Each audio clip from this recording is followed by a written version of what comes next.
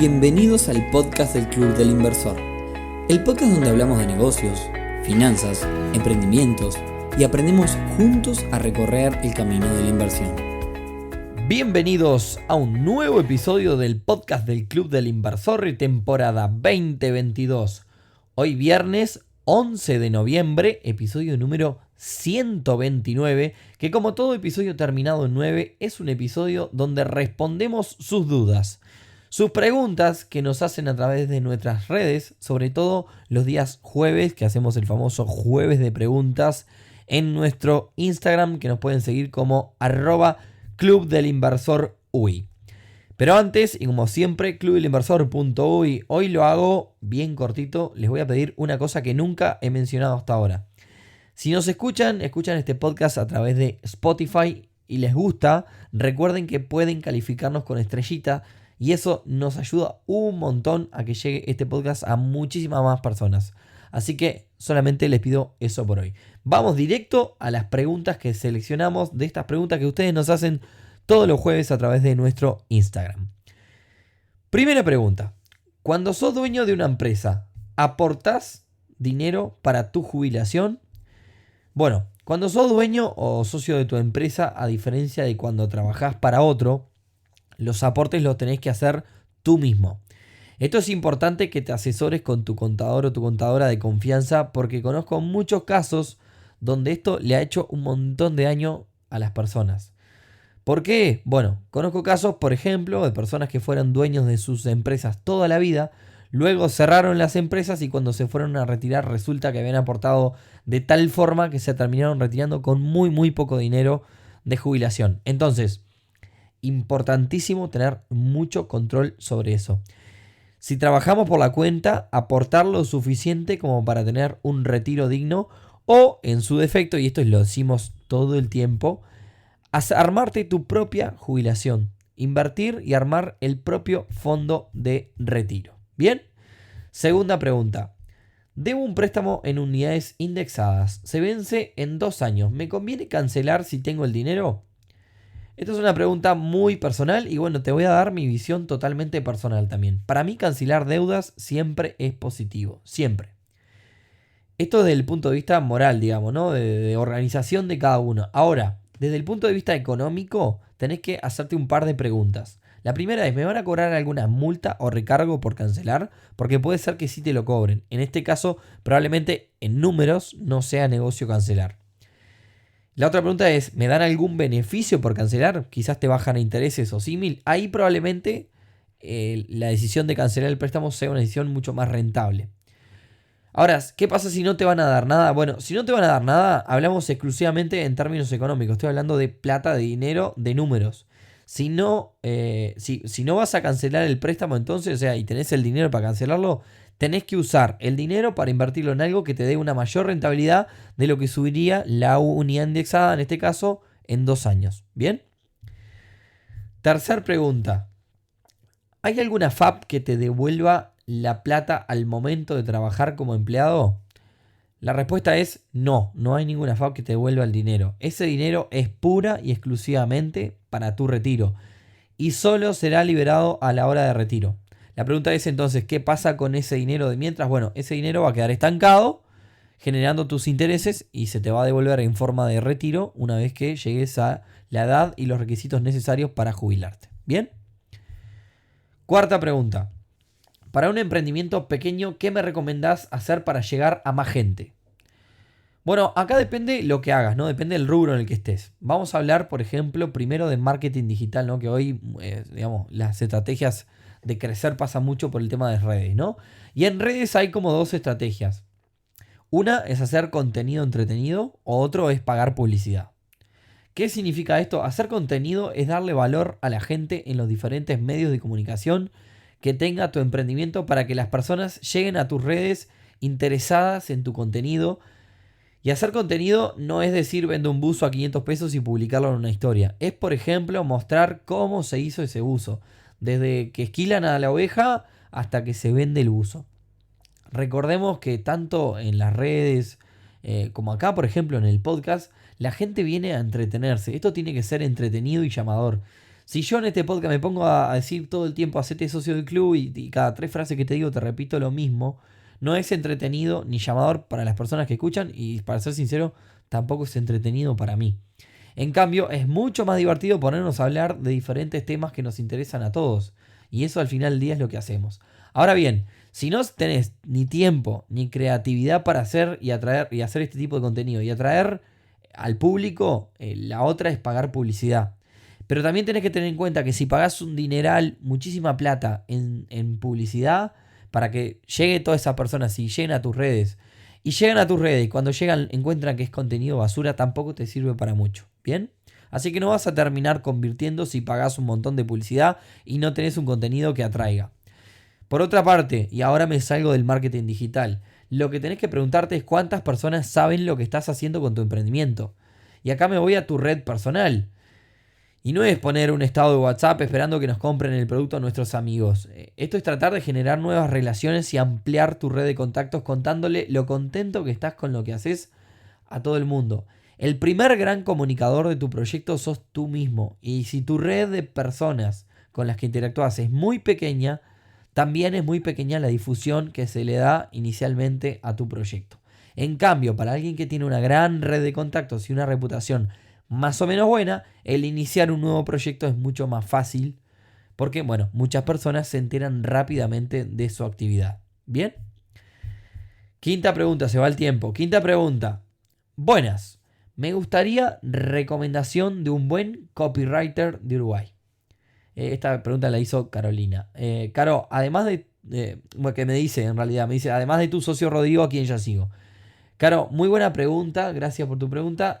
Como bien tú dijiste, Rodri en Neurona Financiera es un gran copywriter, un gran escritor, que es el término que se utiliza para las personas que, digamos, el copy básicamente es el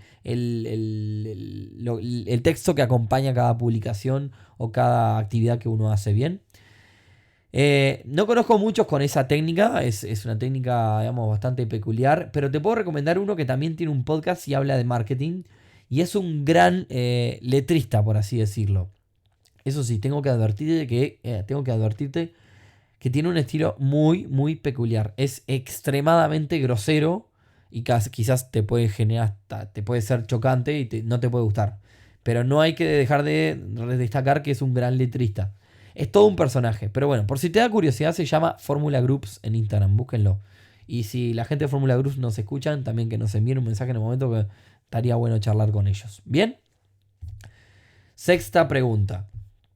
¿Cuál es la mejor tarjeta para usar en el Mercosur? Tarjeta de crédito. Bueno, yo voy a decir las que tengo yo y por qué. Yo tengo varias y las uso estratégicamente para determinadas cosas. Una que me ha rendido mucho es la Visa Latam Pass de Itaú. Porque tiene un buen programa de millas que utilizo para viajar y tiene muy muy buenos descuentos en gastronomía. La Latam Pass de Visa te da 1 milla por cada dólar que gastas. Ahora, eso es la Gold, que en realidad, digamos, cuando haces el upgrade, es decir, cuando subís de categoría en la tarjeta no te van a pedir casi nada para subir a la dorada, a la Gold. Ahora la Gold te da 1 milla cada 2 dólares. O sea que para seguir en el 1 a 1, digamos, hay que pasar a la Platinum. Que creo que me parece que también debe merecer la pena. Todavía no hice ese cambio. Bien. Pero bueno, la verdad que la utilizo bastante y para viajar está buena. Y sobre todo tiene muchos descuentos en restaurantes.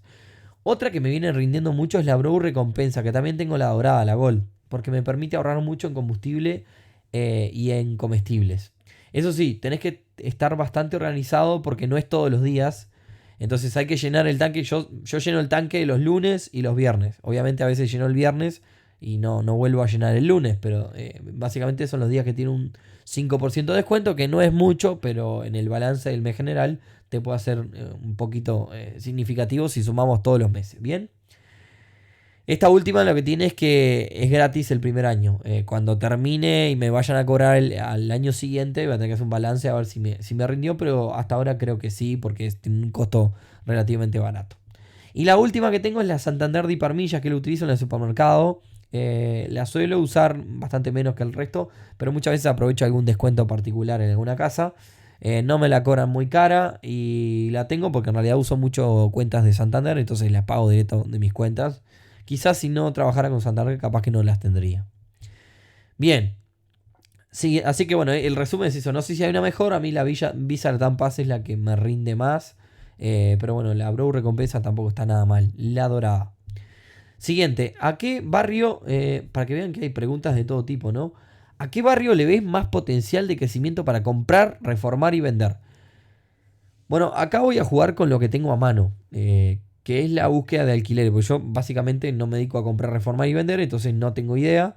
Pero lo que tengo a mano es la búsqueda de alquileres, que sí lo hago porque estoy en un momento donde me estoy por mudar. Y por ende entiendo que también debe haber una gran demanda, si la hay, de alquileres en cuanto a la venta. Y una de las zonas que hay mucha demanda de alquileres y de venta es la zona de Pocitos y Punta Carretas. Sobre todo por ejemplo, el caso de alquileres, lo que estamos hablando entre 700 y $1.200 es una demanda demencial. Y otra demencial es la Ciudad de la Costa. En la Ciudad de la Costa hoy tenés una casa linda y bien ubicada, la pones a alquilar y te dura menos de 3 o 4 días. Siempre en estos márgenes que digo, ¿no? Estamos hablando de un alquiler de medio precio, un poquito más hacia arriba, sin irse demasiado, cerca, rondando los $1.000. La pones a alquilar, te dura 3 o 4 días, siempre y cuando esté bien, ¿no? Esto lo sé porque suelo buscar casi todos los días. Como tengo el negocio ya, también he buscado por la zona. Ahora, tú me preguntás crecimiento para comprar, reformar y vender. Bueno, yo te di la pauta para vender y para alquilar. Después, comprar y reformar dependerá de qué tan buen equipo y proveedores tengas, qué constructora utilices y demás, para que los números te cierren, ¿no? Lo que tenés que asegurarte es la venta. Y en estos lugares que yo te digo es impresionante en la demanda. Vamos por la próxima. ¿Cuáles son las claves para crecer en el negocio gastronómico? Bueno, acá voy a asumir que tenés un buen producto. Ya parto de esa base. No me voy a meter en que tenés que tener algo rico. Asumo que no vendés cosas ni podridas, ni feas, ni nada de eso. Así que eso ya lo doy por descartado, de que tenés algo que es muy rico. Con un buen producto, la clave es comprar bien. Saber comprar. Tener buenos acuerdos y buenos precios. Y por supuesto vender. Porque si tenés muy buenos proveedores, muy buenos precios, pero no le vendés a nadie, por supuesto que tampoco te va a ir bien. O sea, si no facturás nada, tampoco creces. Hay una frase en el mundo gastronómico que dice que si no llegás al $1.000.000, tenés determinadas complicaciones. Estoy hablando de $1.000.000 de facturación mensual. Que quizás el que nos escucha es un disparate, pero un restaurante factura bastante, no es tan disparate. Sin embargo, también está la otra cara, ¿no? Una buena facturación no hace a un buen negocio. Podés facturar un montón, igualmente fundirte. Hay que explotar, la clave es explotar lo máximo posible al margen, vendiendo lo que tenés que vender. ¿Bien? La siguiente, bueno, miren qué buena pregunta. Dice, ¿es lo mismo invertir al 8% anual en pesos que tener una caja de ahorros en unidades indexadas? No es lo mismo. Si invertís al 8% anual en pesos, vas a tener una renta de 8% anual en todo el año. Si tenés una caja de ahorros en unidades indexadas, tu renta anual puede ser un 8%, puede ser un 10%, puede ser un 15%, un 3%, puede ser muy poco. Lo único que tenés que asegurado en ese caso es que va a ir acompañando a la inflación. Por ende, invertir el 8% anual en pesos puede ser mejor o peor, depende de cómo sea la inflación. Si la inflación fue muy pequeña, invertir al 8% le ganó a la inflación. Si la inflación fue altísima y fue un 12%, invertir al 8% anual terminaste perdiendo algunos puntitos. ¿Bien? Bueno, sigo contestando Express porque el tiempo es tirano. Dice, ¿en qué invertirías si tuvieras mucha plata?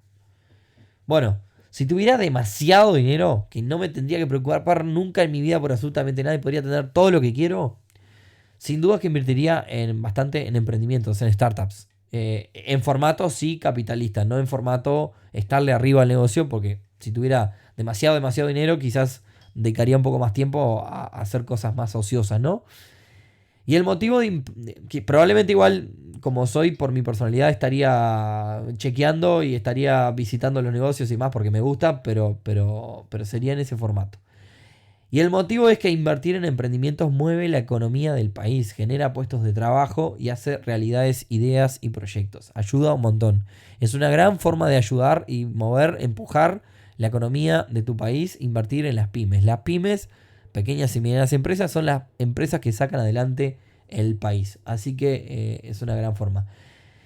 Y por otra parte, creo que también miraría al mercado inmobiliario. Suponiendo que tuviera millones y millones.